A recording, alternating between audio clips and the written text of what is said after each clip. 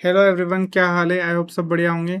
आज हम स्टार्ट करने वाले हैं कैपिटल स्ट्रक्चर के हमारे आरटीपी एमटीपी पीवाईक्यू के क्वेश्चंस। ठीक है, अभी तक हमने कैपिटल स्ट्रक्चर भी ऑलमोस्ट ख़त्म होने वाला है हमारा। ये हमारा आखिरी लेक्चर होगा। और भी चीज़ें जो हम लेके आने वाले हैं, सुपर 100 क्वेश्चन हो गए, एमसीक्यू वगैरह हो गए।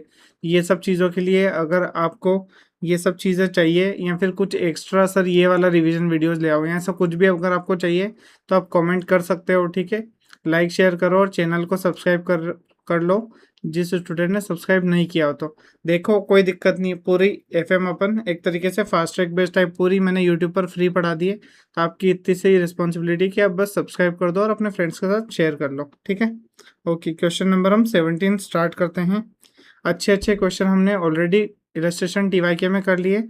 अब ये क्वेश्चन उस लेवल के नहीं होंगे, मतलब दो टफ होते हैं आरटीपी एमटीपी के क्वेश्चन, पर अब हमने ऐसा लेवल ऑलरेडी कैपिटल स्ट्रक्चर की बात करो तो टिक कर लिया है। ठीक है, अब ये क्वेश्चंस मैनेज हो जाएंगे। ओके सर, आगे स्टार्ट करते हैं। एवीएस लिमिटेड क्या कर रहा है? ABS limited is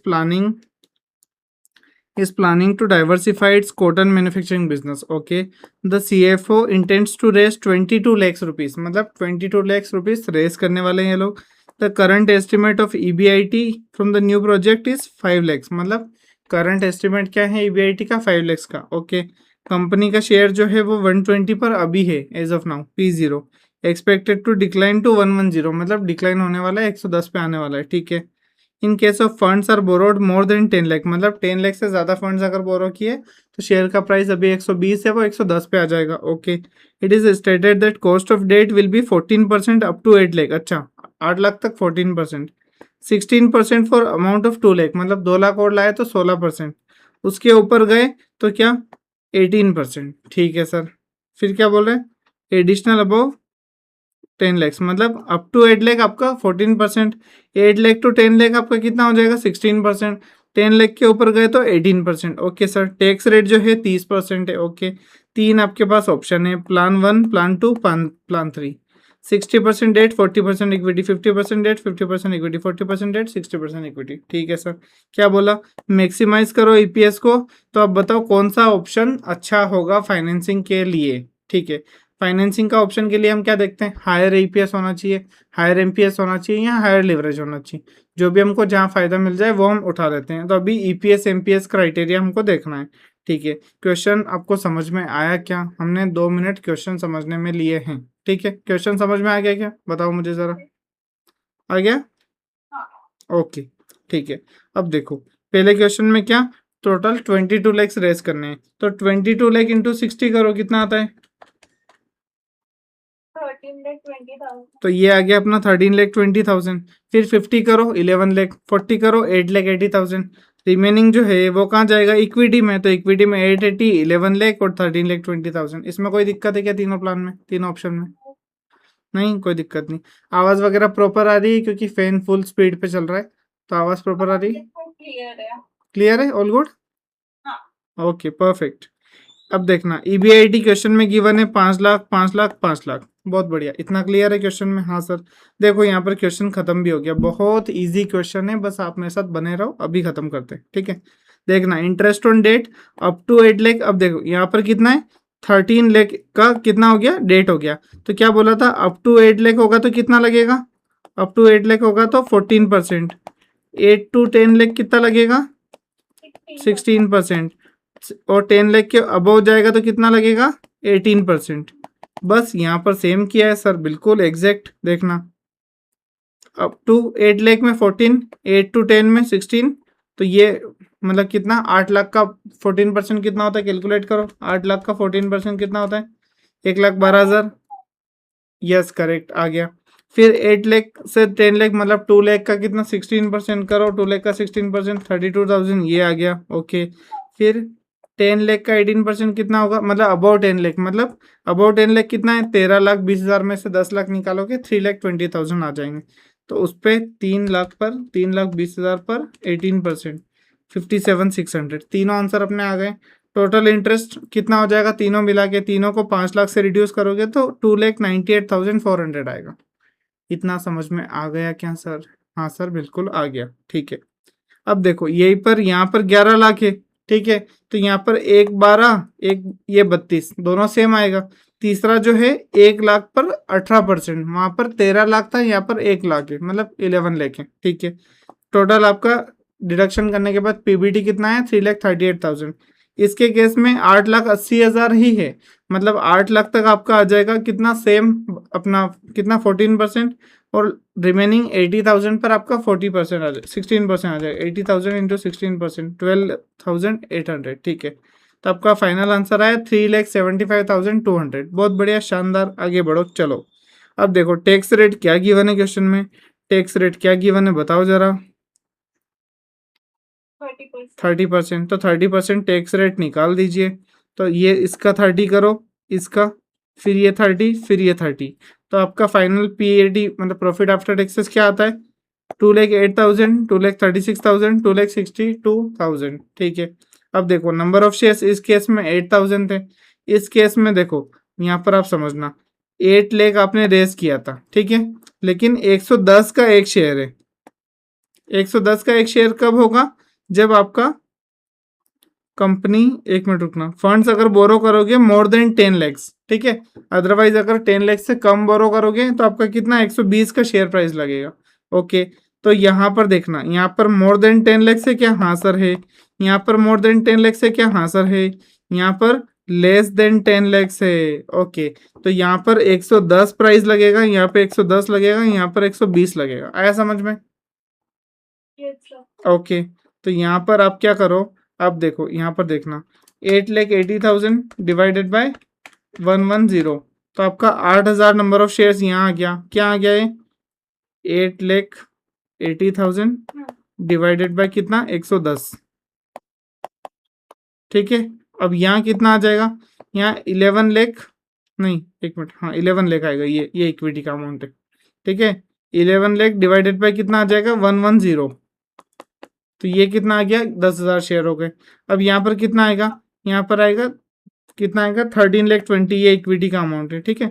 13,20,000 divided by क्या आएगा, 120। क्यों, क्योंकि debt is lesser than 10 lakhs. Yes sir. 1320 divided by 120, 11,000 आ गया, आ गया। ठीक है। अब देखो यहाँ पर ईपीएस 26, यहाँ पर 23, यहाँ पर 23.88, कहाँ सबसे हाईएस्ट ईपीएस है, फर्स्ट ऑप्शन है, फर्स्ट ऑप्शन सिमिलर दिख रहा है पर फर्स्ट ऑप्शन 26। तो आपने क्या बोलना है सर, आपने ये बोलना है, since option 1 that is 60% debt provide maximum EPS, company should choose option 1 60% debt 40% equity for financing. ठीक है। क्वेश्चन कितना इजी था मुझे बताओ। सितंबर 25 में बोलो 7 मार्क का पूछा, अपन ने इलस्ट्रेशन किए, टीवाई किए में 58 तो जो अपना क्वेश्चन था वो कितना बड़ा था क्वेश्चन, मतलब उसको संभालने में हमको 35 मिनट्स लगे थे। ठीक है। और ये देखो पीवाईक्यू सितंबर 25, इसमें कितना इजी क्वेश्चन, एकदम मक्खन, 7 मार्क्स के लिए पूछा गया है। ठीक है।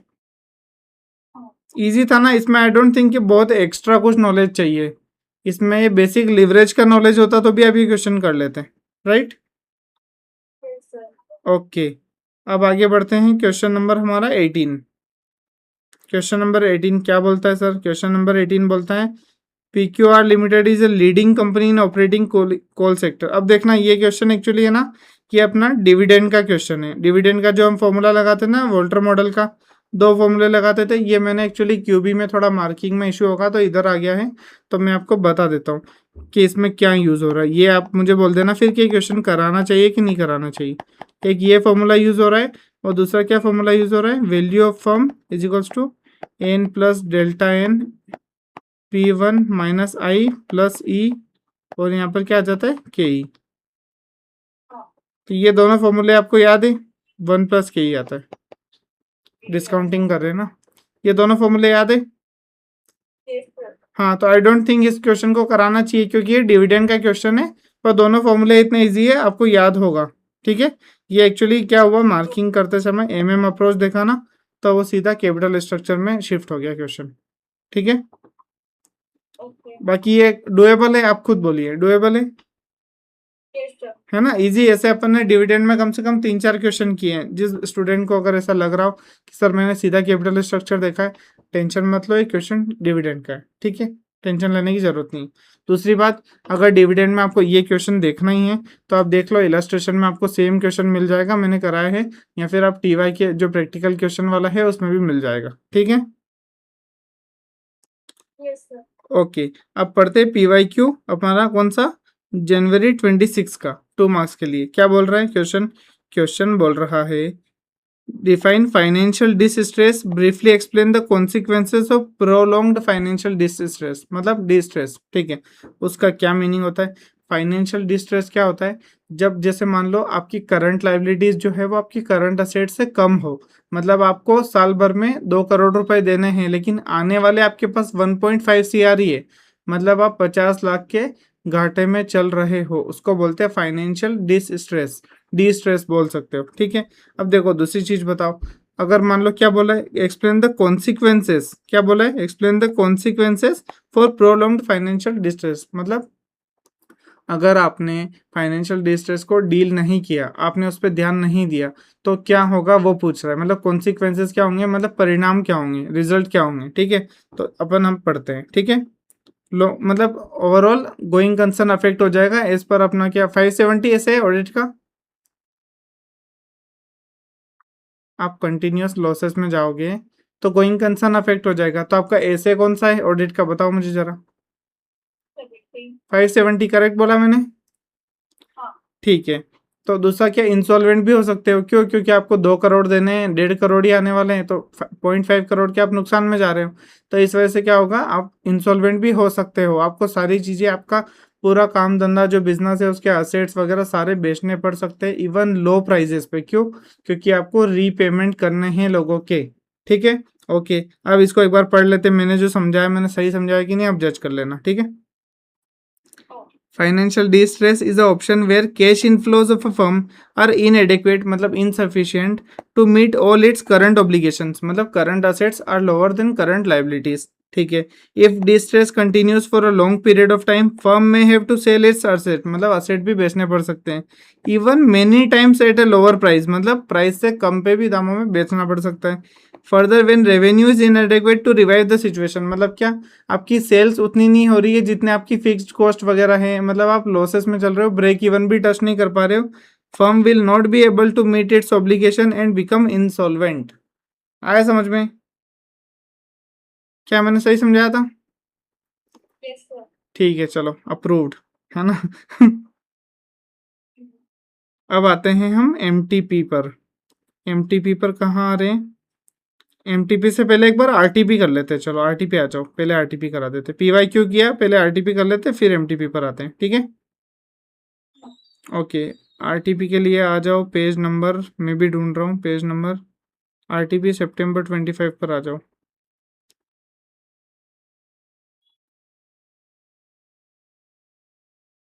सितंबर 25 ये आ गई आरटीपी, ठीक है, आ गए यहाँ तक। क्वेश्चन अच्छा है, क्वालिटी क्वेश्चन है, ठीक है, थोड़ा सा बड़ा है पर अपन अच्छे से करेंगे, हो जाएगा। ओके, आरटीपी सितंबर 25 बड़ा क्वेश्चन है पर हम मैनेज कर लेंगे, कोई दिक्कत वाली बात नहीं है, ठीक है। Okay, ABC limited is planning to raise 50 lakhs for a major expansion project, मतलब एक बड़ा एक्सपांशन प्रोजेक्ट है, उसके लिए 50 lakhs चाहिए। फर्म इवेल्युएट कर रही है 3 ऑप्शन, क्या, एक है इक्विटी फाइनेंस ओनली, एक है डेट फाइनेंस ओनली, एक है mix of equity and debt both. Okay, equity में क्या हो रहा है, इक्विटी में हो रहा है, देखो issue price 10 but flotation cost है 0.5 की। ओके सर, तो एग्जिस्टिंग इक्विटी शेयर से 10 लाख, मतलब और इक्विटी शेयर्स बढ़ जाएंगे, मार्केट प्राइस है आपका 20, ठीक है सर। फिर बताना, बोरो क्या कर रहे हो, 50 lakhs एट 12% इंटरेस्ट रेट पर, फ्लोटेशन कॉस्ट जो है वो 2% ऑफ फेस वैल्यू, मतलब आप जितना भी पैसा लाओगे उसका 2% आपको फ्लोटेशन कॉस्ट, मतलब इशू का खर्चा लग जाएगा, ठीक है। लेंडर क्या बोलता है, अगर debt covenant limiting the interest coverage ratio to a minimum of 2.5, मतलब कितनी भी डेट लाओ, आपका इंटरेस्ट कवरेज रेशियो अगर 2.5 के अंदर है तो ही डेट लाना, अदरवाइज डेट लेके मत आना, क्योंकि आपका मतलब क्या होता है, इंटरेस्ट कवरेज रेशियो क्या बोलता है ये बताओ मुझे जरा।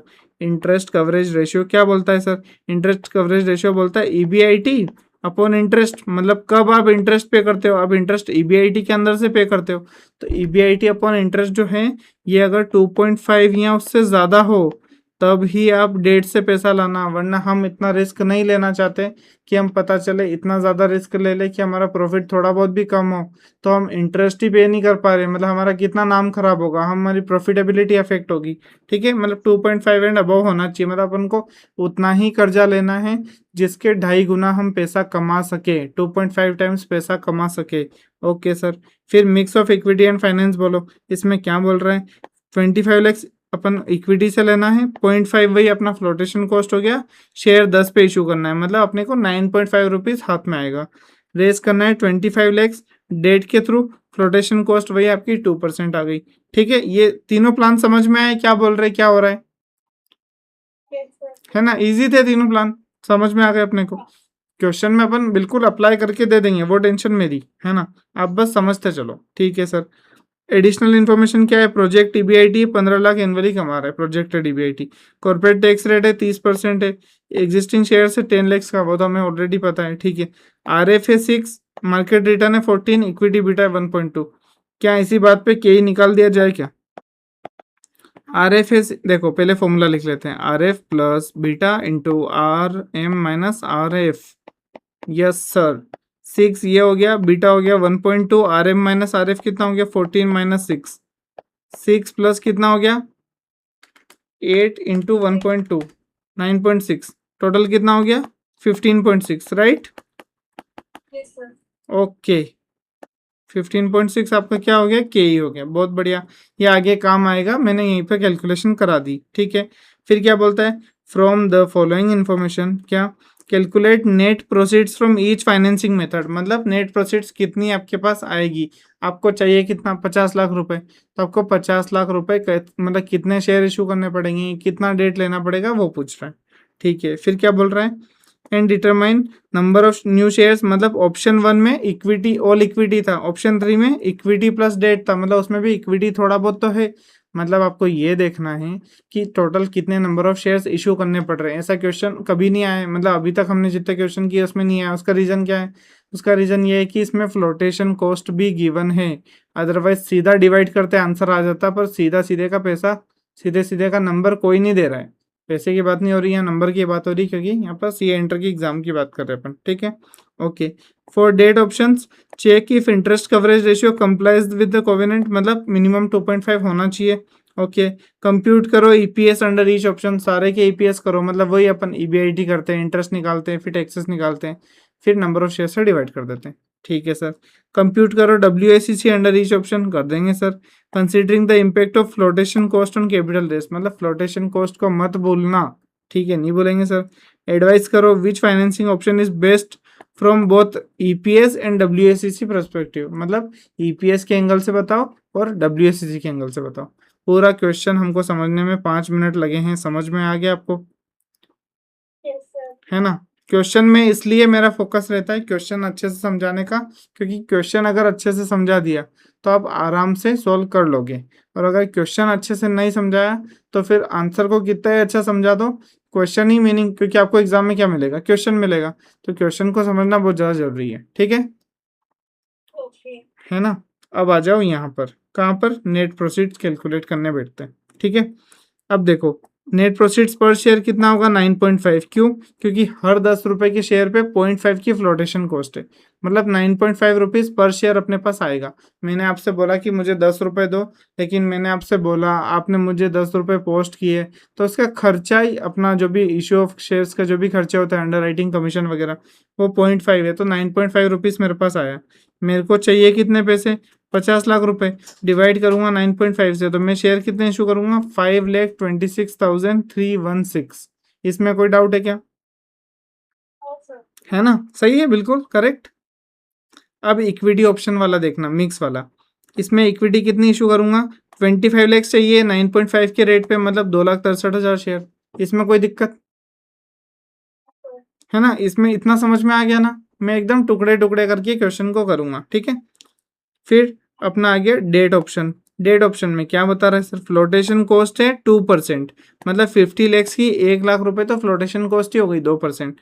मतलब आपको क्या करना है, आपको 49 लैक्स आ रहे हैं नेट प्रोसीड्स, लेकिन अपने को तो 50 लैक्स चाहिए, बट प्रोजेक्ट रिक्वायर्स कितना, 50 लैक्स। ओके, तो आप क्या करोगे, आप लिखोगे 50 लैक्स डिवाइडेड बाय 0.98। क्या लिखोगे, 50 लैक्स डिवाइडेड बाय 0.98। तो आपका क्या आंसर आ रहा है बताओ जरा। ये आ रहा है 5102,041। ठीक है, तो ये आंसर क्यों आ रहा है सर, ये आंसर इसलिए आ रहा है क्योंकि आपका जो 2% फ्लोटेशन कॉस्ट है ना, वो हमने यहाँ पर कंसीडर कर लिया। कहाँ पर, यहाँ पर। ठीक है, 2% फ्लोटेशन कॉस्ट। इसमें कोई डाउट किसी को? ओके, अब देखना, अब यहाँ पर इंटरेस्ट कितना आएगा, इंटरेस्ट अब इस पे ही लेना है ना, तो interest 12% of this 6,12,000। Okay, mix option में क्या आएगा, ये सेम करेंगे, 25 लाख डिवाइडेड बाय 0.98, मतलब 25,51,020। अब इसमें क्या करना है, इंटरेस्ट निकालना है, तो 12% से मल्टीप्लाई करेंगे, 3,06,122। इतना समझ में आ गया क्या? ओके, आगे बढ़ते हैं। Calculation of interest coverage ratio. ठीक है, अब ईबीआईटी है 15 लाख, तो पहले ऑप्शन में देख लो, किसमें, सेकंड ऑप्शन में, जिसमें पूरी डेट है। ठीक है, इंटरेस्ट आया था उसका 6,12,000, तो इसका आया है 2.45, मतलब ये फेल्स कोविनेंट, मतलब जो क्राइटेरिया था 2.5 का वो फेल कर गया, क्योंकि ये तो 2.45 ही आ रहा है सर, है ना। लेकिन मिक्स ऑफ इक्विटी डेट वाले में क्या, इंटरेस्ट आधा ही है 25 लाख का, तो 3,06,000 इंटरेस्ट है, तो ये पास कर गया 4.9 पे। आया समझ में? तो क्वेश्चन में जितनी इंफॉर्मेशन दे रखी है ऑलमोस्ट सारी यूज हो रही है इस क्वेश्चन में। ठीक है, है ना। अब क्या करेंगे, अब कंप्यूटेशन ऑफ ईपीएस करेंगे। ठीक है, कंप्यूटेशन ऑफ ईपीएस कैसे करते हैं, पहला आया अपना इक्विटी ऑप्शन। इक्विटी ऑप्शन में इंटरेस्ट 0 था, तो नेट इनकम कितनी हो गई, 15 लाख, माइनस सीधा टैक्स कर दिया, 10,50,000 आया, है ना। देखो मैं आपको सीधा यहाँ बताता हूँ, ईबीआईटी लिखा 15 लाख, 15 लाख, और इंटरेस्ट कुछ नहीं है, तो सीधा टैक्स माइनस कर दो, टैक्स 30% का रेट है, तो 4,50,000। तो आपका ईएटी कितना आया, ईएटी आया 10,50,000। ठीक है सर, और आप नंबर ऑफ शेयर्स बताओ सर, नंबर ऑफ शेयर्स कितने आ रहे हैं, तो आपका ईपीएस आ जाएगा। नंबर ऑफ शेयर्स आपके आ रहे हैं 10 लाख तो पहले थे, और 5 लाख हमने नए इशू करे, 15,26,316, 15,26,316। तो आपका ईपीएस क्या आ गया,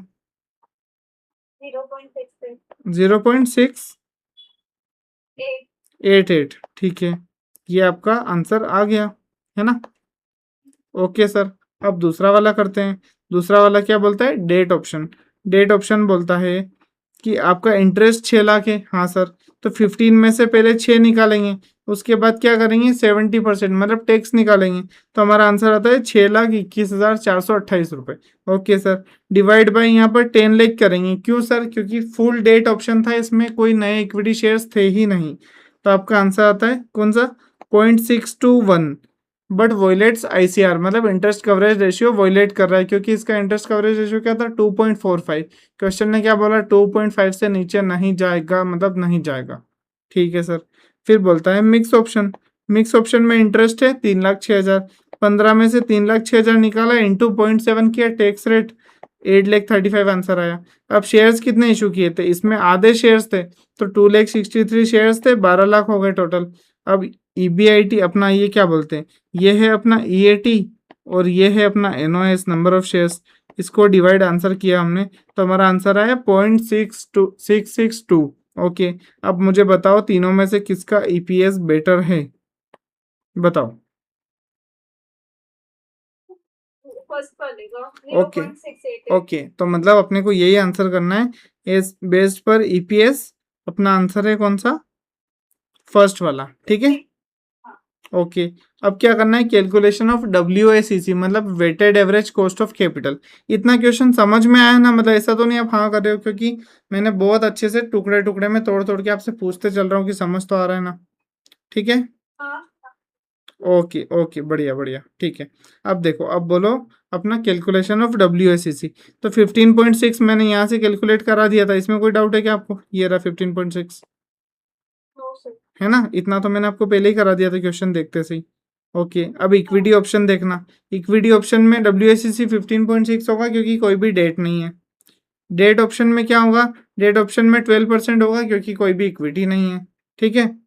और अगर पोस्ट टैक्स देखेंगे तो 8.4 हो जाएगा, 12 माइनस 0.3, तो 8.4 हो जाएगा, ठीक है। अब मिक्स ऑप्शन आया अपना। मिक्स ऑप्शन क्या बोलता है सर? मिक्स ऑप्शन बोलता है EPS इक्विटी अपना 25 है, डेट अपना 2551 है, ठीक है सर। तो आप मुझे बताना, इक्विटी है अपना 15.6, ओके। डेट है अपना 8.4 आफ्टर टैक्स। हमेशा कॉस्ट ऑफ कैपिटल में आफ्टर टैक्स KD लेते हैं, ये तो अपने को पता है, पोस्ट टैक्स KD, राइट? मैंने पढ़ाया हुआ है कि नहीं पढ़ाया हुआ है? ठीक है। अब देखो WACC निकाल दो सर। WACC में क्या करना है? इक्विटी का वेट लो, डेट का वेट लो। तो क्या करोगे? 25 डिवाइडेड बाय क्या करोगे? 25 51 020 प्लस 25 लैक्स, कितना आ गया? 51 020। इसका वेट कितना आ गया बताओ जरा? 0.494। ये आंसर सही है मेरा? हाँ सर। ऐसे ही डेट का वेट आ जाएगा 0.505, और इसमें KE रख दो, इसमें KD रख दो, तो आपका आंसर आ जाएगा 11.96। 11.96।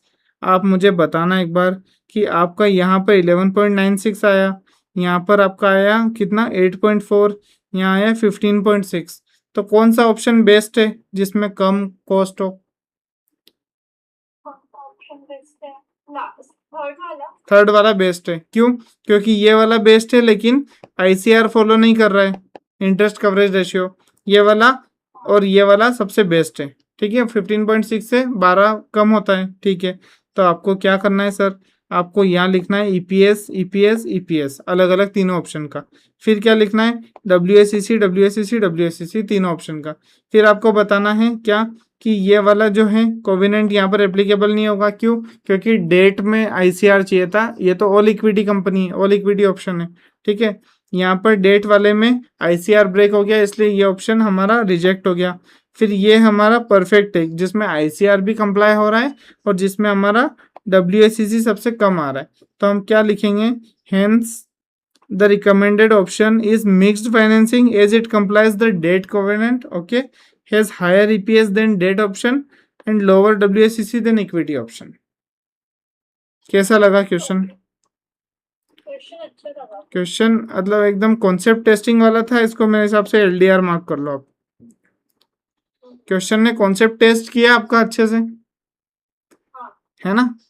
और क्वेश्चन मुझे ओवरऑल अच्छा लगा कि मतलब एकदम थोड़ा झंझोड़ के रख दिया क्वेश्चन ने, है ना? ठीक है। अब देखो, अब यहाँ पर पहले मैं RTP May 26 का आपको क्वेश्चन दिखा देता हूँ।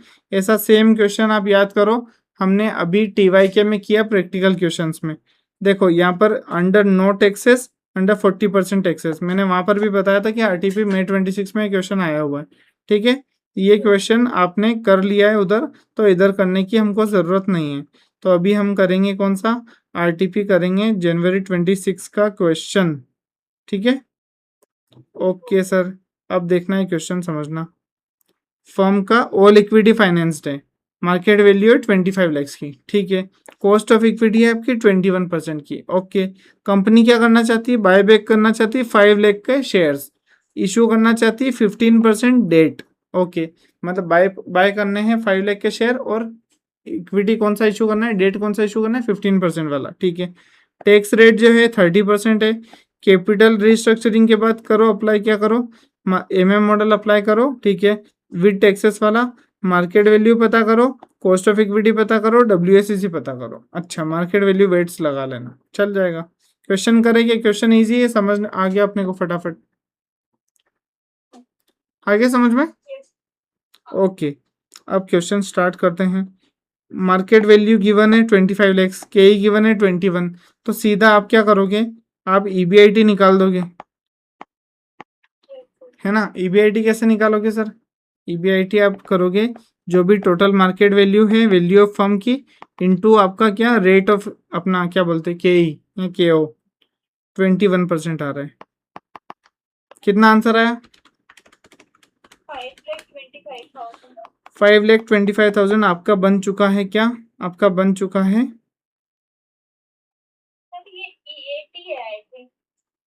यस यस, EAT है। हाँ, EAT किस वजह से? क्योंकि वो KE दे रखा है, ठीक है। अब इसको डिवाइड करेंगे 1 - T से, ठीक है। तो 5,25,000 डिवाइडेड बाय टैक्स रेट 30% था, तो डायरेक्ट 0.7 लिख सकता हूँ सर, लिख सकता हूँ। तो डिवाइड करो 0.7 से, तो आंसर आ जाएगा 7,50,000। ये हमारा क्या आ गया सर? ये हमारा आ गया EBIT। ओके, हाँ सर आ चुका है, बहुत बढ़िया। अब अपने को क्या करना है सर?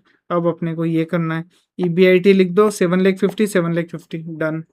फिर इंटरेस्ट लिख दो क्या? 75,000 डेट वाले में आएगा। देखो पहले ये समझना, पहले ये पार्ट समझना आप, है ना, वो उस वाले पे बाद में जाएंगे। देखो EBIT आपका 7,50,000 आ गया। आपकी कोई भी कॉस्ट नहीं है इंटरेस्ट की, फाइनेंशियल कॉस्ट नहीं है। सीधा टैक्स लेस करोगे 30%, तो आपका आ जाएगा 525। ये अपन ने ऑलरेडी ये करके यहाँ तक पहुंचे हैं हम, ठीक है।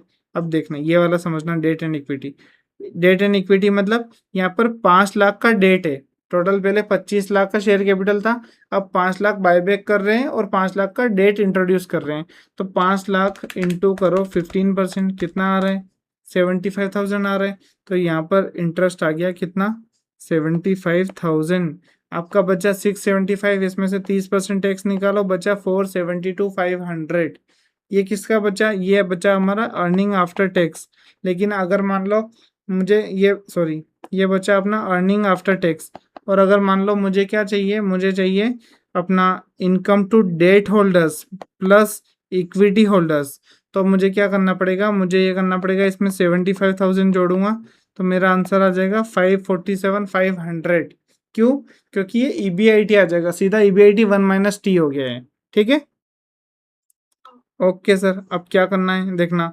वैल्यू देखो, मैंने आपको समझाया ना, present value of tax shield benefit मतलब डेट इनटू टैक्स रेट। क्यों? क्योंकि ओवर उसके लाइफ टाइम कितना डेट अपने को बेनिफिट देगा इंटरेस्ट का डिडक्शन के रूप में, टैक्स शील्ड के रूप में। तो वो 1,50,000 होगा। हाँ सर 1,50,000 होगा।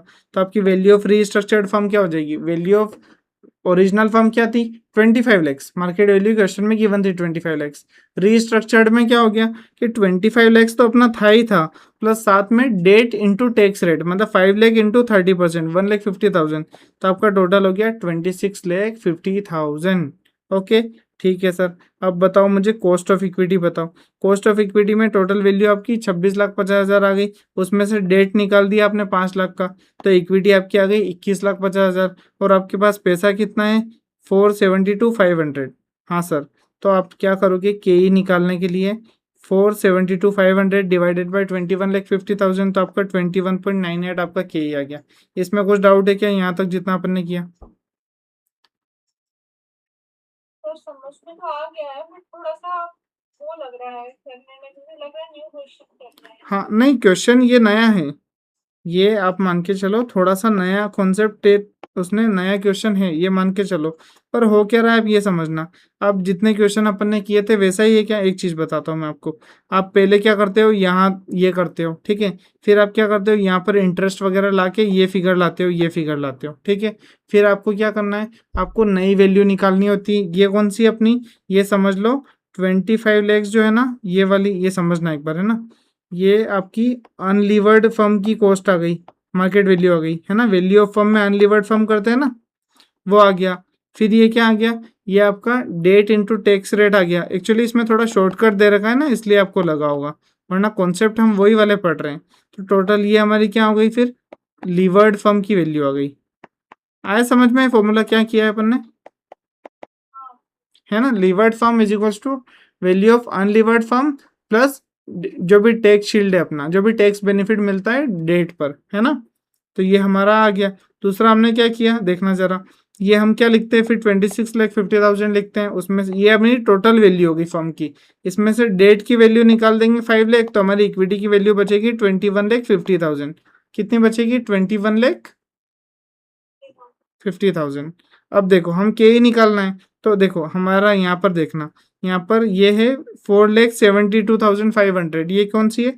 Income available to equity share holder, मतलब EAES, ठीक है। और उधर नीचे क्या आ जाएगा डिनोमिनेटर में? Value of equity. हम KE निकालते हैं तो क्या करते हैं बताना जरा एक बार, है ना। KE निकालते हैं तो EAES अपन क्या करते हैं? Equity share holder fund, correct. यहाँ लिखा 4,72,500, हाँ सर। डिवाइड में क्या लिखा? डिवाइड में हमने लिखा इक्विटी शेयर होल्डर फंड कितना? 21,50,000। क्यों? क्योंकि 2650 में से हमने 5 लाख रुपए का डेट निकाल दिया सर। तो मुझे बताओ KE कितना आ जाएगा? 472,500 डिवाइडेड बाई 2150 कितना आ गया? 21.875। नहीं, एक बार करो, 21.98 आया मेरा। हाँ, डबल वेरीफाई कर लो। ओके, क्या बोल रहे हो? वो मैंने 50,000 की जगह 60,000 कोई बात नहीं, आंसर अपना ये सही हो गया। तो KE अपना 21.98 आ गया। ओके सर, अब क्या करना है? देखो, अब देखो यहाँ पर WACC कैलकुलेट करना है। अभी तक अपने KE निकाल दिया और वैल्यू ऑफ फर्म निकाल दिया। अब WACC देखो, क्वेश्चन ने क्या मांगा था? क्वेश्चन ने मांगा था मार्केट वैल्यू ऑफ फर्म बता दो, तो हमने बता दिया कितना? 26,50,000। ठीक है सर। KE बताओ, KE बता दिया 21.98%। अब पूछ रहा है weighted average cost of capital बताओ, वो भी बता देते हैं। ये भी टिक कर दो, बता ही दूंगा मैं, इतना विश्वास करो, ठीक है। ओके सर, विश्वास कर लिया। देखो, कॉस्ट ऑफ डेट जो है वो 10.5 क्यों हो जाती है? क्योंकि WACC कैलकुलेशन में हम हमेशा पोस्ट टैक्स KD लेते हैं, तो ये आ गई 10.5। KE निकाला 21.98, यस सर। देखो, 21,50,000 की इक्विटी थी, 5 लाख का डेट था, तो इनका वेट लगा लो 0.81, 0.19, ओके। और अपना WACC आ जाता है 17.8 और 2, तो टोटल आ गया 19.8, मतलब WACC कितना आ गया? 19.8, यस सर। अब मुझे एक चीज बताना, यहाँ पर आपकी KE 21 है लेकिन WACC 19 है, उसका क्या रीजन है? उसका एकमात्र रीजन है क्योंकि डेट चीपर फंड है, इस वजह से। और डेट चीपर फंड है तो WACC कम हो गया, लेकिन डेट रिस्की है, इस वजह से KE बढ़ जाता है। ये मैं आपको मतलब कितने ही क्वेश्चंस में सेम ऑब्जर्वेशन करा चुका हूँ, राइट। एक मिनट, अब मैं एक बार कमेंट पढ़ लेता हूँ, फिर आपको 2 मिनट का ब्रेक दूंगा, आप शांति से देख लेना, ठीक है। Comment: At present, the company is all equity finance, so KE is 21%. However, after restructuring, KO would be reduced to 19.8 and KE would increase from 21 to 21.98. Reason मैंने आपको समझा दिया क्यों हुआ। अब आप मुझे एक बार कुछ डाउट हो तो इस क्वेश्चन में पूछ लो, अदरवाइज मैं आपको 2 मिनट का ब्रेक दूंगा, फिर हम नेक्स्ट क्वेश्चन करेंगे।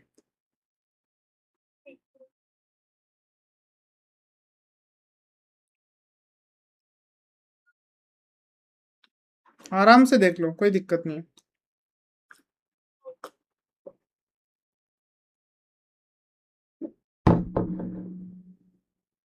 ठीक है सर, आ गया है समझ में। Recording, okay. देखो, ये 32 वाला जो क्वेश्चन है ना, इसको आप याद करो। ये सब कुछ इन्फॉर्मेशन है, और note excess as per MM approach, 40% excess as per MM approach, ये हमारा हमने प्रैक्टिकल क्वेश्चन में भी पढ़ा था। और ये आर्टिकल RTP May 26 का भी क्वेश्चन था, राइट। Yes, sir. तो ये बहुत जल्द मेरे को ऐसा लग रहा है एग्जाम में दिख सकता है, तो इसको अच्छे से पढ़ लेना। लेकिन अभी स्किप कर रहे हैं क्योंकि हम ऑलरेडी इस क्वेश्चन को कर चुके हैं, सेम कॉन्सेप्ट सेम फिगर, ठीक है। Okay. ओके, ऐसे छुड़वा रहा हूँ, कोई दिक्कत तो नहीं, क्योंकि ये क्वेश्चन हमने ऑलरेडी किया है, तो फिर सेम करके कोई मतलब नहीं है ना, वो प्रैक्टिस के लिए नहीं, नहीं। बचेगा तो अच्छा रहेगा। हाँ हाँ, मैं कर लेती हूँ, मतलब बीच बीच में करती रहती हूँ क्वेश्चंस। हाँ, अभी क्या करना, ये कैपिटल स्ट्रक्चर अपना खत्म हो जाए, अपन कल का ब्रेक लेंगे। तो कल आपका टारगेट होना चाहिए कि कैपिटल स्ट्रक्चर के बाकी के जो क्वेश्चन बचे हैं, जो होमवर्क वगैरह हैं, वो वाले क्वेश्चन देखना। फिर इनकेस आपको लगता है कि थोड़े से और मतलब कॉस्ट ऑडिट भी आप पढ़ रहे हो, तो आपको लगता है कि सर एक और दिन चाहिए, तो एक और दिन ले लेना, 7-8 का अपन लीव रख देंगे, कोई दिक्कत नहीं है ना। पर आप, क्योंकि देखो क्या होगा, अभी तो मैं स्पीड में आगे खींच लूंगा, लेकिन अगर आपका पीछे का रिकवरी नहीं हुआ तो कोई मतलब नहीं आएगा पीछे का, क्योंकि अपन इन्वेस्टमेंट पढ़ेंगे, फिर वर्किंग कैपिटल पढ़ेंगे, तो वो और हेवी चैप्टर्स है। तो आप इतना अच्छे से कंट्रोल में ले लो, फिर उनको पढ़ लेंगे, है ना। जैसा आप बोलो वैसा कर लेंगे, ठीक है। देखो, right a short note on financial distress and insolvency, क्या हमने ये भी क्वेश्चन पढ़ लिया है? हाँ सर, पढ़ लिया है, पर एक बार मैं रीड आउट आपको करवा देता हूँ, है ना। ये क्वेश्चन याद कर लेना, आ सकता है, बहुत ज़्यादा इंपॉर्टेंट है क्योंकि हमने 2 बार देख लिया ये क्वेश्चन। आरटीपी में भी आ गया, इधर भी आ गया, ठीक है। आरटीपी नहीं, उसमें आया था पीवाईक्यू में। ओके, एमटीपी में भी आ गया। There are various factors look like price of the product, service, demand, price of input etcetera, raw material, labour etcetera, which is to be manage by organisation. मतलब कुछ खर्चे बता रहा है कि इतने खर्चे एक ऑर्गेनाइजेशन को मैनेज करने पड़ते हैं ऑन अ कंटिन्यूअस बेसिस। मतलब ये करंट लाइबिलिटीज वगैरह हो गई। proportion of debt also need to be managed by the organization very delicately।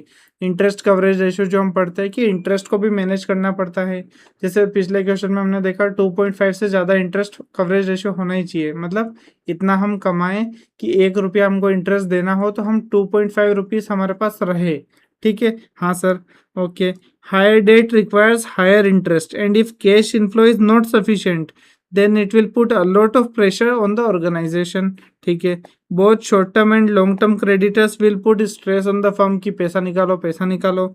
If all the above factors are not well managed by the firm, अच्छा जी, it can create situation known as distress. So financial distress is a position where cash inflows of a firm are inadequate to meet its current obligation। पूरा समझ में आया क्या? Self explanatory था, easy था एकदम। ठीक है, आया समझ में कि ओवरऑल आपके क्रेडिटर्स के खर्चे, आपके इंटरेस्ट के खर्चे, वो सारे आपको टाइम पर देने पड़ते हैं। अगर आप टाइम पर नहीं देते हो तो वो सारे हमारे फर्म पे स्ट्रेस लेके आते हैं। मतलब बार बार हमारी फर्म को बोलते हैं पैसे निकालो पैसे निकालो। अगर आपके इनफ्लो कैश इनफ्लो सफिशिएंट नहीं होंगे तो आप उनको पैसे कैसे दोगे? पैसे नहीं दे पाओगे तो उस सिचुएशन को बोलते हैं फाइनेंशियल डिस्ट्रेस। और लॉन्ग टर्म में अगर ये पैसे नहीं दे पाओगे, आपके पास रेवेन्यू नहीं होगा, सेल्स नहीं होगी, सो दैट आपकी फिक्स्ड कॉस्ट भी कवर हो पाए, तब आप क्या हो जाओगे? Over a period of time insolvent हो जाओगे। ठीक है, ये बिकम इंसॉल्वेंट, ये वाली चीज मैंने आपको बता दी। ओके, नेक्स्ट क्वेश्चन करें। हाँ। ओके, क्वेश्चन आया समझ में ये वाला, है ना? ठीक है, क्योंकि अपन प्रैक्टिकल एक्सपर्ट है ना, तो थ्योरी में पूछ लेता हूँ मैं कि समझ आया कि नहीं। आपको कहीं लगे तो आप बता देना। Briefly explain the process of analysing optimal capital structure. मतलब ऑप्टिमल कैपिटल स्ट्रक्चर क्या होता है, उसको प्रोसेस को एनालाइज करना बताओ। ठीक है, देखो अब एक एक इसको समझेंगे। Objective for financial management is to maximise wealth. हमने फर्स्ट चैप्टर में पढ़ा है कि फाइनेंशियल मैनेजमेंट का ऑब्जेक्टिव क्या है? वेल्थ को मैक्सिमाइज करना। मतलब ईपीएस मैक्सिमाइज करो, एमपीएस मैक्सिमाइज करो, ओवरऑल वेल्थ को मैक्सिमाइज करो। Therefore, one should choose a capital structure which maximizes wealth। मतलब वेल्थ मैक्सिमम हो वैसा ही हमको कैपिटल स्ट्रक्चर चूज करना है। For this purpose following analysis should be done. क्या क्या एनालिसिस होने चाहिए? First, EBIT, EPS, MPS analysis. मतलब ये सबसे ज्यादा होने चाहिए। क्या बोलता है एनालिसिस में, बताओ जरा। Choose a capital structure which maximises market price per share, या फिर for that start with same EBIT for all capital structure and calculate EPS. हम अभी तक इतने क्वेश्चन कर रहे हैं, सब में सेम ईबीआईटी लो और फिर कैलकुलेट करो ईपीएस। जिसमें सबसे बेस्ट ईपीएस आए वो ऑप्शन आप फाइनेंशियल प्लान चूज कर लो। हम अभी यही कर रहे हैं कि इतने क्वेश्चन में। हाँ ठीक है। देयर आफ्टर इधर multiply EPS by price earning ratio और divided by cost of equity to arrive at MPS. मतलब आप पी रेशियो से मल्टीप्लाई किया था। एक क्वेश्चन में आपको ध्यान हो, एक में 7 आया था, एक में 8.5 आया था। तो किसी का ईपीएस ज्यादा था लेकिन एमपीएस तक गए तो आंसर चेंज हो गया था। याद आ रहा है? ओके ग्रेट, ठीक है। अब क्या बोलता है? Indifference point analysis. Indifference point वाले केस में हम क्या करेंगे?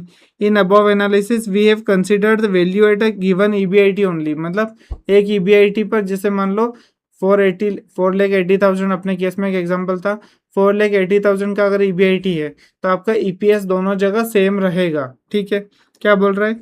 What will happen if EBIT change. अगर ईबीआईटी चेंज होता है तो कितना इम्पैक्ट आएगा? Will it give change your decision. मतलब आपका डिसीजन चेंज करेगा क्या? जैसे ऊपर वाले क्वेश्चन में पी रेशियो चेंज हुआ था, एमपीएस चेंज हुआ था, हमारा डिसीजन चेंज हो गया था। ठीक है sir, to answer this question you can do indifference point analysis. Yes sir. फिर आता है financial break even point analysis. ये मैं जो येलो येलो हाईलाइट कर रहा हूँ ना, ये इसलिए कर रहा हूँ कि येलो येलो आपको एग्जैक्ट यही वर्डिंग लिख के आनी है। पहला क्या? EBIT, EPS, MPS analysis. दूसरा क्या? Indifference point analysis. तीसरा क्या? Financial break even point analysis. Okay, हाँ ठीक है sir. With change in capital structure financial risk also changes, मतलब कैपिटल स्ट्रक्चर चेंज होगा तो फाइनेंशियल रिस्क भी चेंज होगी। Though this risk has already been considered in P/E ratio or in cost of equity in point 1 above, but one may be calculate and consider it separately for calculating financial BEP। मतलब आपने already in difference point में आप financial BEP को भी देख लेते हो, पर आप सेपरेटली इसको कर सकते हो। आया समझ में? Yes sir. एकदम सिंपल थ्योरी थी, कोई ज़्यादा दिमाग लगाने की ज़रूरत नहीं। जो जो क्वेश्चन हमने किए वही क्वेश्चन को थ्योरी में लिखा हुआ है, ठीक है। ओके सर, अब करते हैं अगला क्वेश्चन। ये क्या थ्योरी थ्योरी पूछ ली क्या इन लोगों ने? एमटीपी 1 में 4 मार्क की, एमटीपी 2 में 2 मार्क की, फिर 2 मार्क की और नहीं पूछ ली। ठीक है, चलो अपना काम है पढ़ना, पढ़ लेते हैं। A company is currently debt free, okay, considering raising 10 CR, मतलब 10 CR रेज करने वाले। As a finance manager what practical factors would you evaluate before deciding whether to raise fund from debt, equity और mix of both, justify your approach. मतलब आप क्या decision लोगे, date से पैसा लेना है, इक्विटी से पैसा लेना है, या दोनों का मिक्स लेना है? ऐसे क्वेश्चंस क्या हमने किए हैं? कोई बात नहीं, आवाज नहीं आ रही होगी शायद। Yes sir. अच्छा, किए हैं, ठीक है। कॉस्ट ऑफ कैपिटल एक क्राइटेरिया, जिसमें कॉस्ट ऑफ कैपिटल WACC सबसे कम आए वो ऑप्शन ले लो। या फिर क्या, कंट्रोल कंसिडरेशन, मतलब ज़्यादा इक्विटी भी मत बांटो, कभी कभी डेट बांटोगे क्योंकि कंट्रोल चला जाएगा तो कंपनी के ओवरऑल ऑपरेशंस मैनेज नहीं हो पाएंगे। फिर current interest rate and market condition, मतलब अगर मान लो डेट टर्म्स अगर फेवरेबल है ना, तो हम क्या करेंगे, डेट चूज कर लेंगे। अगर मार्केट बुलिश है तो हम इक्विटी चूज कर लेंगे, ठीक है। उसके बाद क्या, फिर अपना आ जाता है कैश फ्लो स्टेबिलिटी, मतलब कैश फ्लो ज़्यादा होगा तो डेट चूज कर लेंगे, कैश फ्लो कम होगा तो फिर इक्विटी चूज कर लेंगे। सर ऐसा क्यों कर रहे हैं? कैश फ्लो ज़्यादा होगा तो आपको इंटरेस्ट पे करना है, उसमें इजी होगा। लेकिन कैश फ्लो अगर कम है तो आपको जो इंटरेस्ट बाहर पे करना है वो अगर आप नहीं भी कर पाओ तो कोई बात नहीं, क्योंकि आप डेट ही कम कर दोगे तो इंटरेस्ट थोड़ा सा अमाउंट आएगा। लेकिन अगर ज़्यादा इंटरेस्ट होगा और कैश फ्लो नहीं होगा तो आपको दिक्कत आने वाली है, ठीक है। यस सर, आ गया समझ में, बढ़िया। क्वेश्चन नंबर 35 क्या बोल रहा है? MTP 1 जनवरी 26 का 6 मार्क के लिए क्वेश्चन है, ठीक है। हम स्टार्ट करते हैं इसको, ओके। ये एक अच्छा क्वेश्चन है, ये मतलब आई थिंक 2 से 3 प्रैक्टिकल क्वेश्चन ही बचे हैं हमारे अब, ठीक है। तो क्वेश्चन नंबर 35 अच्छे से पढ़ते हैं। आपको अभी समझ में आ रहा है ना? बस अपना देखो, हाफ एन आवर और लग सकता है, इससे ज़्यादा नहीं लगेगा, ठीक है। हाँ हाँ ओके। हाँ, मतलब ऐसा रिसीविंग कैपेसिटी चल रही है ना?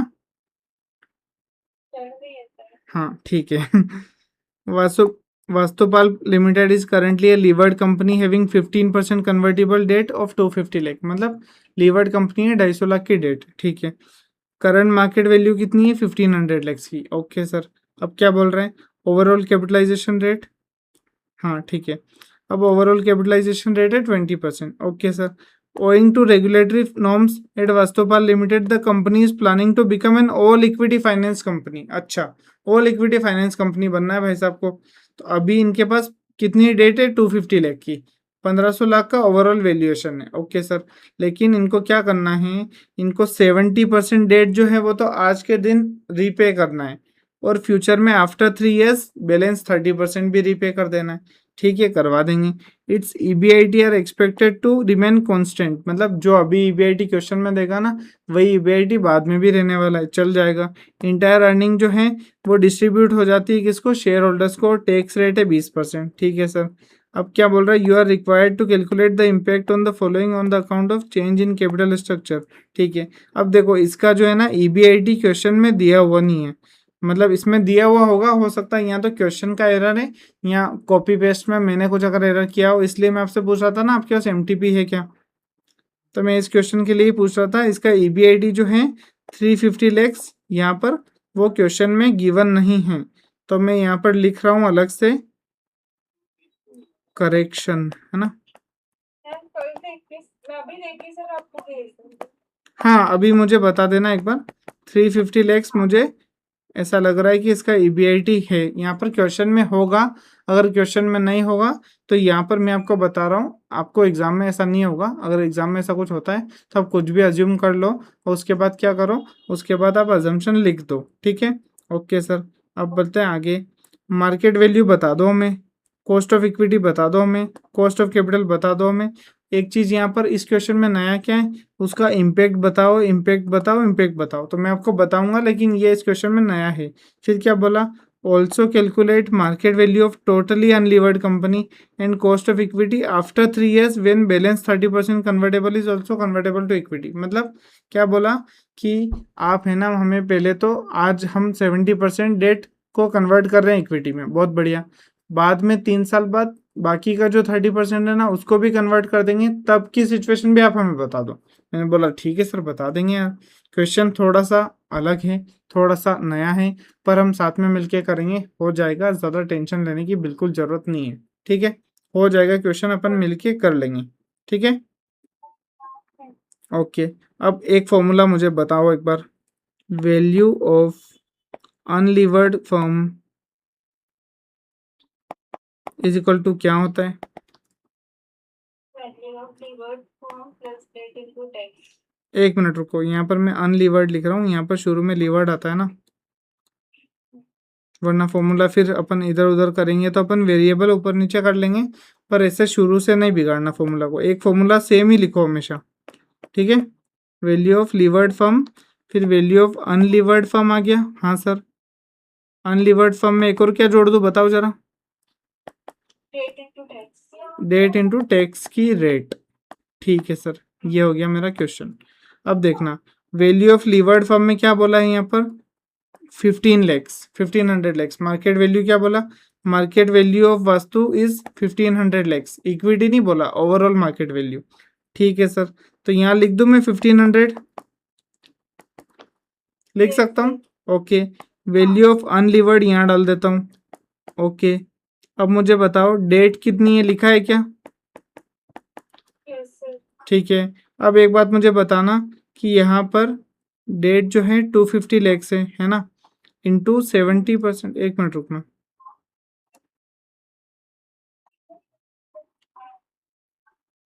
एक मिनट रुकना है ना। 250 इंटू 70,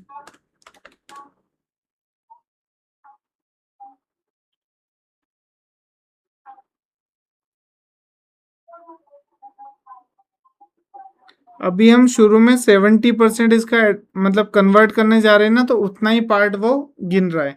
क्यों? क्योंकि अभी 70% हम कन्वर्ट करने वाले हैं, तो 250 इंटू 70% इतना ही लेंगे इसका टैक्स रेट। पूरा 250 नहीं लेंगे, क्योंकि 70% इज अबाउट टू कन्वर्ट, ठीक है। ओके, तो ऐसे क्वेश्चन अजीब अजीब से आएंगे एग्जाम में। देखो ये एमटीपी में आया हुआ है,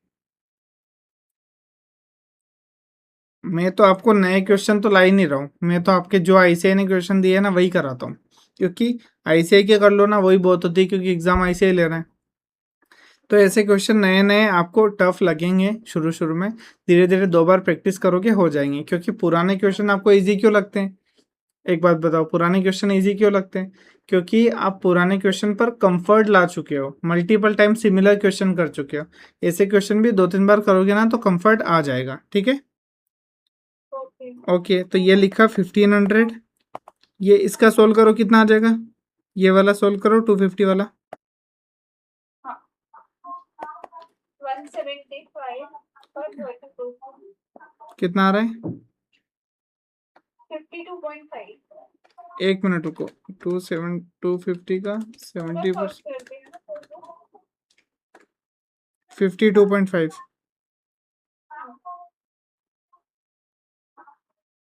एक मिनट, इसमें टैक्स रेट क्या है, मुझे कुछ तो कंफ्यूजन हो रहा है। टैक्स रेट 20 है, सॉरी, टैक्स रेट 20 है, मैंने गलत लिखा। टैक्स रेट 20 है, ठीक है, इसको 20 करना। 35। 35, ओके, 35, ठीक है सर। अब वैल्यू ऑफ अनलीवर्ड क्या हो जाएगा, बताओ जरा, वैल्यू ऑफ अनलीवर्ड क्या हो जाएगा? Value of 1465। 1465, okay sir. आपका इतना क्वेश्चन आपने पहले भी कर चुका है, मैं कुछ नया बताया क्या अभी ये वाले पार्ट में? ये पार्ट थोड़ा सा नया था, पर बाकी कुछ नया था क्या? हाँ तो ठीक है, इतना हमको आता है, चलो ओके। अब देखना, आप क्या कर सकते थे, ये वाला, ये अल्टरनेटिव है, तो इतना पार्ट हम अभी नहीं पढ़ेंगे, ठीक है। हमने एक पैटर्न फॉलो किया, तो अभी हम उस पर ही चलेंगे, ओके सर। अब क्या बोल रहा है ये, देखो market value of substantially unlevered company. Substantial क्यों बोला, क्योंकि 30% ही इसमें बचा है, 70% तो ये कर देगा, ठीक है। फिर इम्पैक्ट इज दैट, देखना यहाँ पे impact is that market value is decreased bye 35 lakhs. मतलब उसने क्या पूछा था क्वेश्चन, यहाँ देखना, यहाँ पर हमें बताओ market value of company and its impact. Impact मैंने बोला था ना, यहाँ पर नया क्वेश्चन आया, तो इसमें इम्पैक्ट क्या है, इम्पैक्ट ये है कि मार्केट वैल्यू जो है वो डिक्रीज हो गई है 35 लाख से।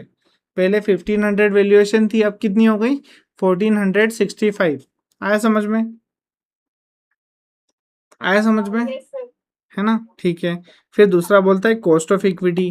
कॉस्ट ऑफ इक्विटी में क्या करेंगे, आ जाओ सर, दोनों साइड लिखो ईबीआईटी ईबीआईटी, ठीक है। ईबीआईटी 350 आ गया। अब यहाँ पर इंटरेस्ट देखना, यहाँ पर इंटरेस्ट कितना करोगे आप, 250 का 15%, क्योंकि ये बिफोर कन्वर्जन है, मतलब 250 लाख का अपना डेट था, तो बिफोर कन्वर्जन 37 आ जाएगा। आफ्टर कन्वर्जन कितना करोगे, अब 30% ही बचा, तो 30% का 50% करोगे 11.25 आएगा। ईबीटी आपका आ गया 312, यहाँ पर 338। फिर आपने टैक्स निकाला कितना 20%, तो आपका क्या आ गया, आपका आ गया ये क्या बोलते हैं इसको, देखो यहाँ पर अब ये ज़रूरी ध्यान रखना, इसको बोलते हैं अपना EAT, राइट। पर क्वेश्चन में लिखा है कि सारा जो EAT है ना वो बांट देते हैं डिविडेंड के रूप में, तो इसलिए यहाँ पर इन्होंने लिख दिया डिविडेंड, तो कोई कंफ्यूज होने की जरूरत नहीं है, ठीक है। Okay. ओके सर, अब क्या करना है, देखो हर बार यही करते हैं हम, क्या करते हैं कि यहाँ पर 1 मिनट, डिविडेंड वगैरह ये लिख दिया, ये सब ओके है, ठीक है। अब यहाँ पर आओ, है ना, यहाँ पर आप मुझे बताओ मार्केट वैल्यू बिफोर कन्वर्जन क्या था। मार्केट वैल्यू बिफोर कन्वर्जन था 1500 का वैल्यू था, 250 का डेट था, मतलब 1250 बिफोर कन्वर्जन की बात हो रही है। 15 लाख, 1500 आपका टोटल मार्केट वैल्यू था, उसमें से 250 डेट का निकाल दो तो आपका 1250 बचता था, ठीक है सर। अब आफ्टर कन्वर्जन क्या होगा, आफ्टर कन्वर्जन है 14.1465 आपका वैल्यू है, माइनस क्या करो 30% निकाल दो 250 का, क्योंकि ये अभी भी डेट है, तो आपका बचता है 1390। समझ में आया, इसमें कोई दिक्कत आई क्या, No, sir. है ना। ये आप ये मत समझना इसको कि ये डेट इंटू टैक्स रेट है ना। टैक्स रेट तो इस क्वेश्चन में 12% है, डेट इंटू टैक्स रेट नहीं है, ये है अपना क्या, रिमेनिंग डेट, ठीक है। 70% कन्वर्ट हो गया, 30% बच गया, ठीक है। इसको समझना मत गलती से, है ना।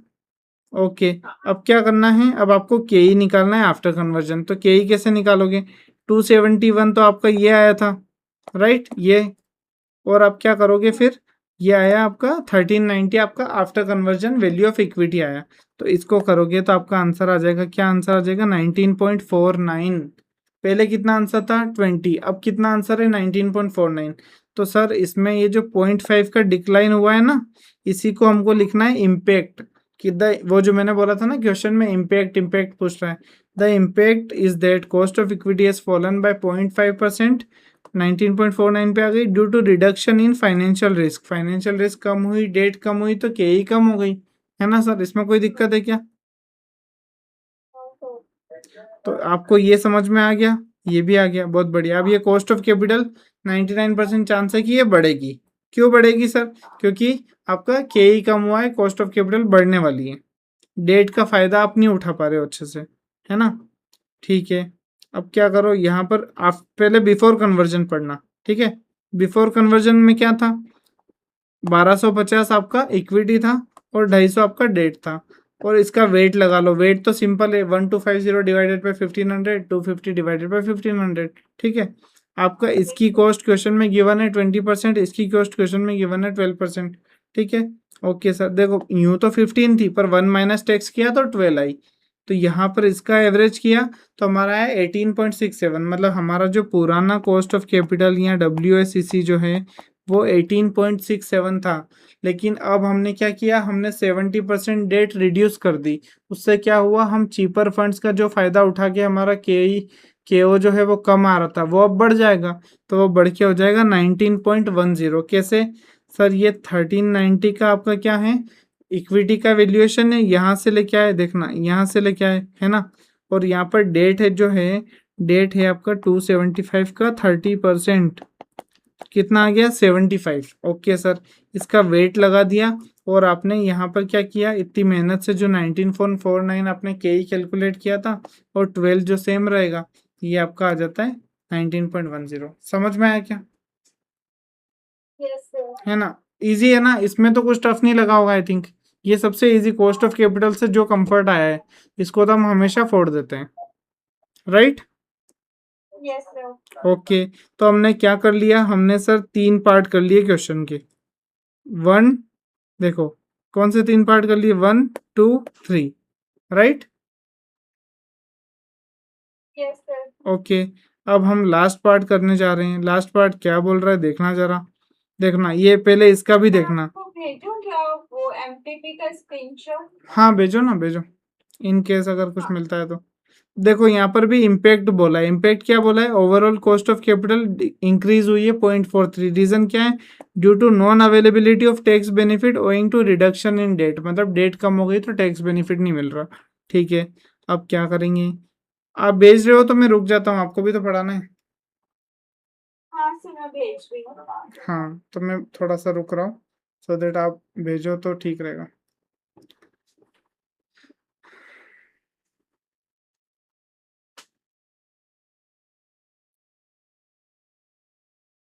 तो सॉल्यूशन और क्वेश्चन दोनों भेजो। क्वेश्चन पार्ट भेज दो बस, उसमें ईबीआईटी गिवन है कि नहीं मेरे को तो वो देखना है बस। आप ही देख लो भले इन केस। है तो नहीं करके गए। अच्छा गिवन नहीं है, नहीं नहीं। तो ईबीआईटी फिर 350 कहाँ से कैलकुलेट होके आ रहा है, कोई ऐसी कैलकुलेशन तो दी नहीं है क्वेश्चन में।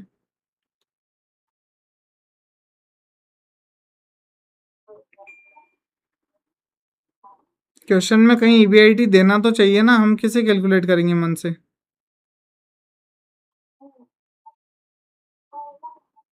देखो अगर 1500 का मान लो, 1250 का 20% भी करेंगे, नहीं एक्चुअली देना चाहिए क्वेश्चन में। हम्म, ठीक है, आप मुझे भेज दो, इनकेस अगर नहीं हो तो फिर कुछ इसका सॉल्यूशन मैं आपको लेके आऊँगा। अदरवाइज पेपर में एग्जाम में आपको इसका आंसर ऐसा मिलेगा, ठीक है, व्यवस्थित, उसका आप टेंशन मत लेना। हाँ क्वेश्चन में नहीं गिवन है, तो इसका आंसर में कुछ लिखा हुआ है क्या, सीधा ईबीआईटी कहाँ से लिया, कुछ कैलकुलेशन तो दी नहीं इन्होंने। मैंने भी एमटीपी से ही उठाया है क्वेश्चन।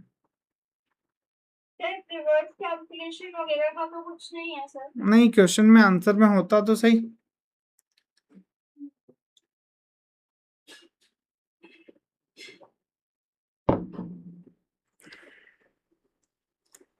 चलो अभी यहाँ आ जाओ, ये पार्ट कर लेते हैं क्योंकि ये थोड़ा बड़ा क्वेश्चन है, लास्ट तक आ गए अपन तो कर लेते हैं, ठीक है। ओके,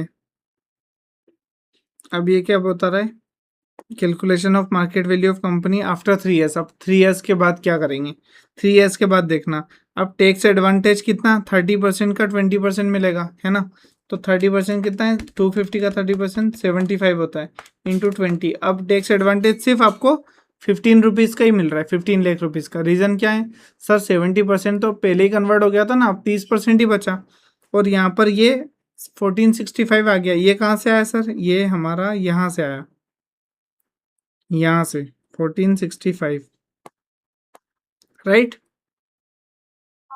ये 1465 जो यहाँ कैलकुलेट किया था ना, यहाँ से। ओके सर, तो आप फिर वही फॉर्मूला लगाओ, unlevered value of unlevered firm is equals to value of levered firm is equals to value of unlevered firm plus debt into tax rate. तो आपने सेम यही फॉर्मूला लगाया, तो आपका क्या आंसर आया, 1465 माइनस 15, तो आपका आंसर आया 1450। 1450 आपका आंसर आ गया, बहुत बढ़िया। अब आपने क्या किया बताओ जरा, यहाँ पर सेम अपने फॉर्मूला लगाया, क्या ईबीआईटी 350, फिर से ईबीआईटी 350 आया, पर आ कहाँ से रहा है वो समझ नहीं आ रहा है ना। ठीक है, कोई कैलकुलेशन भी क्वेश्चन में आंसर में, आईसीआई के सॉल्यूशन में तो कैलकुलेशन होनी चाहिए ना, मेरे क्यूबी में नहीं होता मान लेता, पर आईसीआई केस में तो होनी चाहिए ना। तो इंटरेस्ट अपना जीरो हो गया, क्यों, क्योंकि डेट बिल्कुल जीरो हो गई। हाँ सर, 350 पूरा बचा, 20% का टैक्स निकाल दो, डिविडेंड बचा 280, इसको ईएटी भी बोलते हैं। पर यहाँ पर क्वेश्चन में यहाँ पर बोला गया था कि सारा जो है डिविडेंड वो हम बांट देते हैं, कहाँ पर बोला गया था बताओ जरा। The entire earnings are distributed to common stock. ये देखो, entire earning are distributed to common stock, right, तो इसलिए यहाँ पर डिविडेंड लिखा है और कोई दिक्कत नहीं है। तो अब यहाँ पर आपको क्या करना है, EAT आ गया 280 और आपका इक्विटी का वैल्यू आ गई 1450। तो नया KE क्या बन जाएगा, नई KE बन जाएगा, देखो 280 ये वाला, 280 ये वाला और 1450 कौन सा, ये वाला। हाँ सर, तो 280 अपॉन 450 करो, कितना होता है 1450, 19.31। तो 19.31 आपका KE का आंसर आ चुका है। कोई दिक्कत इस क्वेश्चन में, कैसा लगा, सॉल्यूशन समझ में आया कि नहीं आया, बताओ मुझे जरा। 350 वाला छोड़ के बाकी सब आ गया। हाँ वो तो मुझे भी नहीं आया क्योंकि 350 भाई कुछ एक्सप्लेनेशन अपन ने, देखो एक बात बताओ, अपन ने पूरा सॉल्यूशन जो गिवन है एक एक पार्ट पे आप देखो टिक टिक लगा हुआ है ना पूरा, तो फिर हमने कुछ अनरीड तो कुछ रखा ही नहीं है, सारा हमने पढ़ लिया है। तो आपको भी कहीं नहीं दिखा, मुझे भी कहीं नहीं दिखा, मतलब कहीं ना कहीं वो अपने मन से लिया होगा या जो भी किया मुझे नहीं पता, अजम्पशन दे रखा होगा MTP में। अगर एग्जाम में आएगा ना तो ये लोग अजम्पशन दे देंगे। तो मैं अब 350 की देखी थी। हाँ अभी 350 लिख देना, और क्या, ये हुई ना बात ठीक है। ठीक है। अब ये बोल रहा है, क्या बोल रहा है कि ब्रेक इवन पॉइंट और EBIT EPS में इन डिफरेंस में इनको एक्सप्लेन करो। तो EBIT EPS क्या करते हैं हम, दोनों को इक्वल रख देते हैं तो आंसर आ जाता है, जो हमने क्वेश्चंस में कर रखा है ऑलरेडी, ठीक है। और फाइनेंशियल ब्रेक इवन क्या होता है वो मैं आपको पढ़ा देता हूँ एक बार और। Financial break even point is the minimum level of EBIT needed to satisfy all fixed financial charges. मैं आपको बोलता था ना कि अपना कम से कम इंटरेस्ट कवर हो जाए, प्रेफरेंस डिविडेंड कवर हो जाए, ऐसा क्वेश्चन हमने किया है ब्रेक इवन वाला। तो ब्रेक इवन उसको बोलते हैं जब आपका fix financial charges, fix financial cost, be it अपना प्रेफरेंस डिविडेंड, बीट अपना डिबेंचर्स, ये सारा कवर हो जाए, उसको बोलते हैं break even point. Interest in preference dividend यहाँ पर लिखा हुआ है, बहुत बढ़िया। फिर क्या है, it denotes the level of EBIT at which EPS is equal to 0, है ना। Okay, if EBIT is less than financial break even point then EPS will be negative, पर नेगेटिव नहीं जाना है अपने को। But if the expected EBIT is more than break even point तो EPS will be positive. पर break even point का मतलब यह होता है कि सिर्फ फिक्स फाइनेंशियल कॉस्ट कवर करनी है, EPS वालों को कुछ भी नहीं मिलना चाहिए, इक्विटी शेयर होल्डर वालों को कुछ भी नहीं मिलना चाहिए, तो EPS 0 आना चाहिए। Then more fixed cost financing instrument can be taken into the capital, otherwise equity would be preferred। कुल मिला के बोलने का मतलब है EPS 0 आए तब जाके हमको ब्रेक इवन पॉइंट मानेंगे। तो ब्रेक इवन पॉइंट कब मानेंगे, जब EPS 0 होना चाहिए, और क्या बोल सकते हैं, जब फिक्स फाइनेंशियल कॉस्ट कवर हो जाए उतना ही EBIT आए, मतलब इंटरेस्ट और प्रेफरेंस डिविडेंड कवर हो जाए उतना ही EBIT आए। ठीक है, आगे समझ में।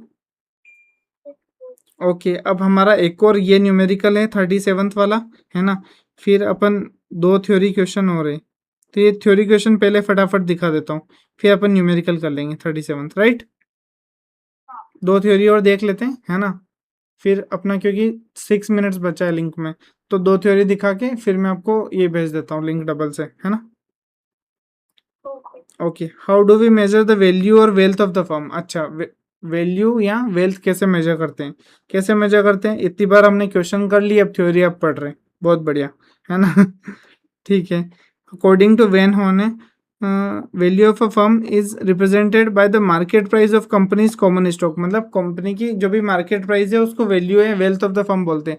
जैसे आपके पास 1 लाख शेयर्स है और मार्केट प्राइस है 100, तो आपका क्या हो जाएगा, आपका 1 CR का मार्केट वैल्यू हो जाएगा। ठीक है, market price of a firm's stock represent focal judgment of all market participant as to what the value of particular firm is, मतलब इस फर्म के शेयर के लिए मार्केट में प्लेयर जो हैं वो कितना पैसा देने के लिए रेडी है, उसको बोलते हैं market value of the firm, right sir. Okay, it takes into account present and prospective future earnings, share the timing and risk of those earning. P0 कैसे निकालते हैं, सारे डिविडेंड की ग्रोथ लेते हैं, फिर उनको डिस्काउंट करते हैं, वो सारी चीज़ें बोल रहा है।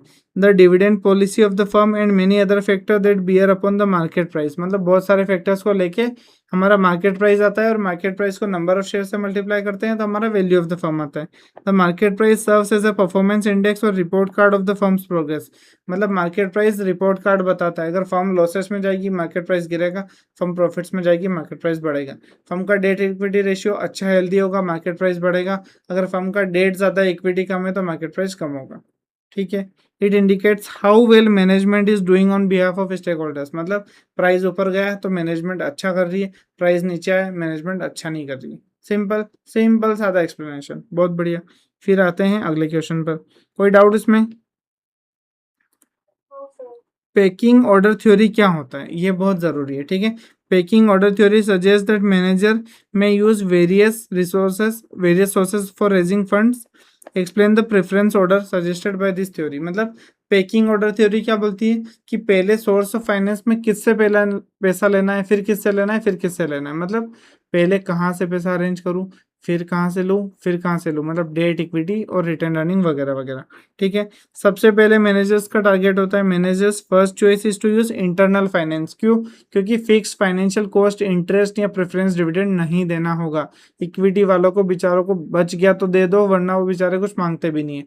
तो मैनेजमेंट को झंझट नहीं करेंगे, वो परेशान नहीं करेंगे इक्विटी शेयर होल्डर्स। तो मैनेजर की फर्स्ट प्रेफरेंस होती है इंटरनल कैपिटल। दूसरा, in absence of internal capital they can use क्या, secured debt, okay, unsecured debt, hybrid debt etcetera. मतलब दूसरा ऑप्शन है हाइब्रिड डेट, मतलब आप लोन वगैरह या फिर आप क्या कर सकते हो, डिबेंचर्स वगैरह, बॉन्ड्स वगैरह इशू कर सकते हो। फिर मैनेजर में issue new equity share at last option. मतलब लास्ट ऑप्शन मतलब एकदम जैसे है ना, पहले आपने क्या किया, आपने इंटरनल कैपिटल मतलब reserve and surplus retain earnings पड़ा है, वो यूज़ कर लिया। वो उससे इनफ नहीं हो रहा है तो आपने डेट यूज़ कर लिया। डेट इनफ नहीं है तो फिर आप नए इक्विटी शेयर्स इशू करने जाओगे। पेकिंग ऑर्डर थ्योरी मतलब सबसे पहले रिटेन अर्निंग्स, फिर डेट, फिर आएगा इक्विटी। एक बार मुझे बोल दो पेकिंग ऑर्डर थ्योरी का ऑर्डर क्या है, मुझे एक बार बोल दो। पहले रिटेन अर्निंग होगा। हाँ, इंटरनल कैपिटल बोलेंगे उसको सोफिस्टिकेटेड लैंग्वेज में, ठीक है। ओके, फिर इंटरनल कंट्रोल सर। क्या बोले, internal capital, inter okay. Internal finance, ये देखो इंटरनल कैपिटल बोल सकते हो, ठीक है। ओके, फिर फिर कोई बात नहीं, कोई बात नहीं, बहुत लोड हो गया, ठीक है, टेंशन मत लो। सबसे पहले पेकिंग ऑर्डर थ्योरी में, याद आ जाएगा। हाँ, पेकिंग ऑर्डर थ्योरी में सबसे पहले आपका आएगा रिटेन अर्निंग्स, इंटरनल कैपिटल, फिर आएगा आपका debt, secured debt, hybrid debt, फिर आपका आएगा नए इक्विटी शेयर्स। ओके। हम्म,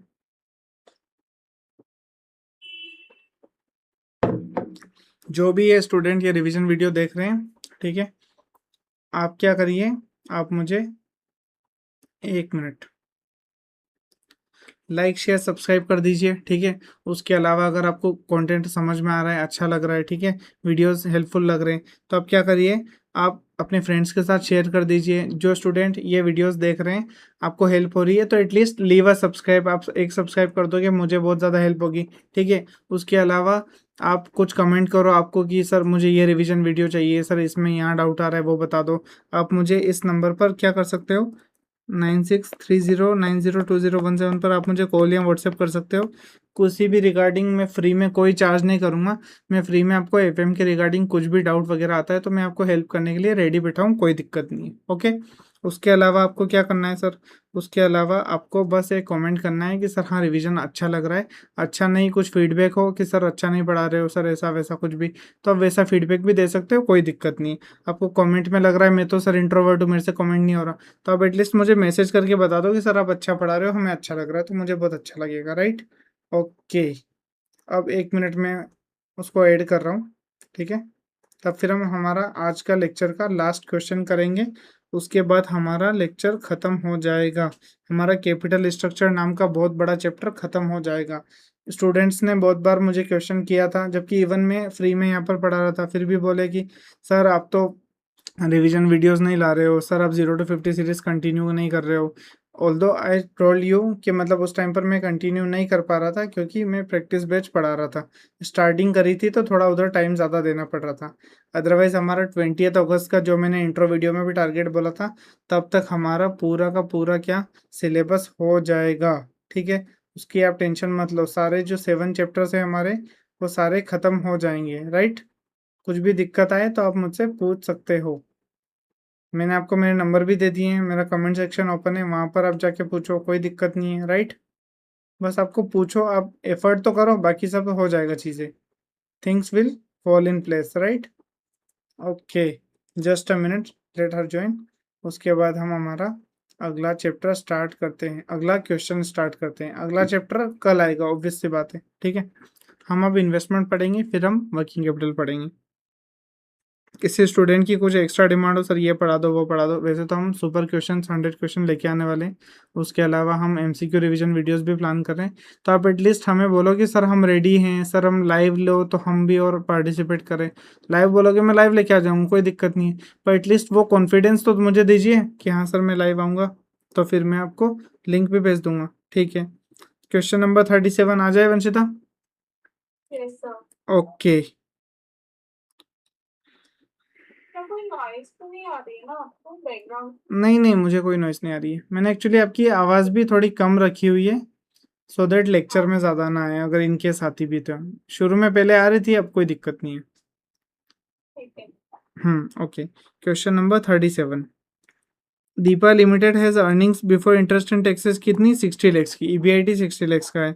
कंपनी कंसीडर कर रही है introduction of debt, okay sir. Evaluate कर रही है डिफरेंट लेवल ऑफ फाइनेंस, मतलब और भी आप डेट इंट्रोड्यूस करने आ रहे हो। ठीक है, details of alternative debt options along with corresponding cost of debt and cost of equity are below. Okay, पहले बोल रही है ऑप्शन 1 है 60 लाख का डेट लाओ, ऑप्शन 2 है 75, ऑप्शन 3 है 90, ऑप्शन 4 है 1 करोड़ 5 लाख। बस 4 ऑप्शन है। ठीक है, जीरो टैक्स है, टैक्स की झंझट नहीं है। तो कॉस्ट ऑफ डेट शुरू में 10 है, फिर 13 है, फिर 14 है, फिर 14। ऐसा क्यों मुझे बताओ, मैंने आपको बहुत बार समझा दिया। हम हमेशा एफएम को लॉजिकली पढ़ेंगे, और कोई चीज़ क्यों हो रही है उसका रीज़न समझ के आगे बढ़ेंगे। क्वेश्चन में ऐसा दिया हुआ है कर दो, वो मार्क्स तो आ जाएंगे, पर आपको रियल लाइफ में अप्लाई कहाँ करना है वो भी समझना जरूरी है। तो ये बढ़ क्यों रहा है सर, 10 13 14 क्यों हो रहा है सर? Because of risk. क्या? अच्छा आप डेट का बोल रहे हैं? हाँ अमाउंट बढ़ते जा रही है तो हाँ, रिस्क बढ़ता जा रहा है। बढ़ता जा रहा है, करेक्ट। और इक्विटी भी क्यों बढ़ता जा रहा है? हाई रिस्क कंपनी में इक्विटी शेयर होल्डर ज्यादा डिमांड करते हैं। हाँ, हाई रिस्क कंपनी में ज़्यादा डिमांड करते हैं। दूसरा रीज़न कि जब भी कमा के लाते हो ना, तो पहले हक उनको मिलता है, डिबेंचर होल्डर्स या मतलब लोन होल्डर्स या फिर अपना बॉन्ड होल्डर्स। ठीक है, उनको ज़्यादा मिलता है, हमको तो कम मिलता है सर, तो हमको फिर चाहिए भी ज़्यादा, ऐसा बोलते हैं। ठीक है, ओके। अब क्या करो, अब आप बताओ which option of debt financing in the capital structure would you recommend as per traditional approach. Traditional approach, MM को ट्रेडिशनल अप्रोच भी बोल देते हैं, of the capital structure theory. ठीक है सर, अब यहाँ पर आ जाओ सॉल्यूशन पर। ठीक है, इतना छोटा सा सॉल्यूशन है, अब ज़्यादा दिमाग पे लोड लेने की जरूरत नहीं, फटाफट इसी टेबल में मैं आपको सोल्व करा दूंगा। करें स्टार्ट? ओके, ईबीआईटी लिख दो चारों ऑप्शन में 60 60 60 60। बहुत बढ़िया लिख दिया, शानदार। अब इंटरेस्ट लिखना। ठीक है, इंटरेस्ट 60 लैक्स में देखो इनको मल्टीप्लाई करना है, तो आपका इंटरेस्ट आ गया 6 लाख। ऐसे इनको मल्टीप्लाई करो, इनको मल्टीप्लाई करो, इनको मल्टीप्लाई करो, तो यहाँ इंटरेस्ट आ जाएगा। ओके, तो यहाँ पर क्वेश्चन में सीधा कर रखा है, तो आप फिर भी वेरीफाई कर लो, एक कोई सा ये वेरीफाई कर लो, 90 × 14 कितना आ रहा है?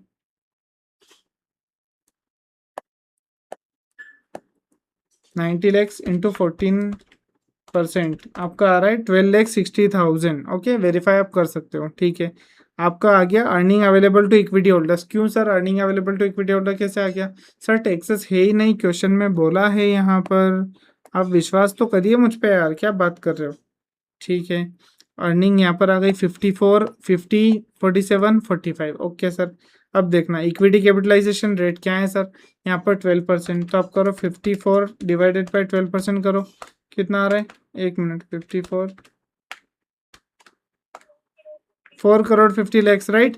तो ये आपने डिवाइड किया, मतलब जो आप पढ़ते हो ना EIS अपॉन KE, तो आपका वैल्यू ऑफ इक्विटी आ जाता है, तो बस आपने वही करना है।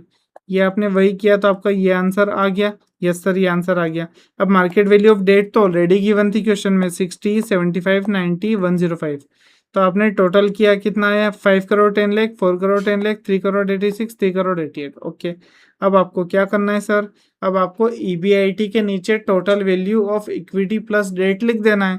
तो आपको यहाँ पर क्या करना है सर, यहाँ पर सब में न्यूमरेटर 60 आएगा, डिनोमिनेटर क्या आएगा? 5 करोड़ 10 लाख, 4 करोड़ 10 लाख, 3 करोड़ 86, 3 करोड़ 88। करो एक बार सॉल्व, 60 लैक्स को M प्लस में रख दो, फिर डिवाइड बाय क्या करो, 5 करोड़ 10 लैक्स करो, तो कितना आंसर आएगा सर? 11.76। ये तो मेरा आ गया। फिर दूसरा करो, दूसरा में क्या करो, आप 60 लैक्स के डिवाइड में रख दो 4 करोड़ 10 लैक्स, ये हमारा आंसर आया 14.63। ये भी सही है सर। ओके, फिर तीसरा करो, 60 लैक्स डिवाइडेड बाय 3 करोड़ 86 लाख 25,000, ये इसका आंसर आया 15.53। ये भी आ गया सर। चौथा आंसर कौन सा है, डिवाइड बाय 3,88,12,500, आपका आंसर आ गया 15.46। चारों आंसर आ गए क्या आपके? Okay great. अब देखो सबसे बेस्ट कौन सा होता है, जब आपकी कैपिटल स्ट्रक्चर मतलब कॉस्ट ऑफ कैपिटल कम हो। सबसे कम किस में आ रही है? फर्स्ट ऑप्शन में। तो क्या बोला आंसर में? आंसर में क्या बोला? Capital structure having debt worth 60 lakhs is recommended as overall cost of capital is minimum 11.76।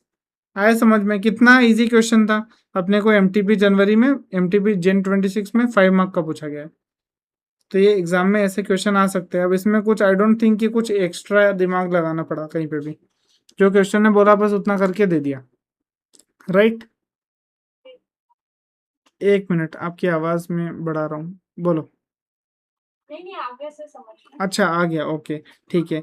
देखो हमारा ये इतना पार्ट हो गया है। अब हम क्या करने वाले हैं, अब इन्वेस्टमेंट और वर्किंग कैपिटल बचा है। जो स्टूडेंट इंटरेस्टेड है कि उनको अगर लाइव करना है तो अपन लाइव भी लेक्चर ले सकते हैं। तो आप एटलीस्ट कमेंट कर दो। आपको कमेंट नहीं करना है तो मैंने आपको बताया है, आप इस नंबर पर मुझे व्हाट्सएप मैसेज कर सकते हो। कुछ भी डाउट वगैरह आता है तो भी पूछ लो, ठीक है। अब लाइक करो वीडियो को, ठीक है। उसके अलावा शेयर करो अपने फ्रेंड्स के साथ जो एफएम में अगर स्ट्रगल कर रहे हो।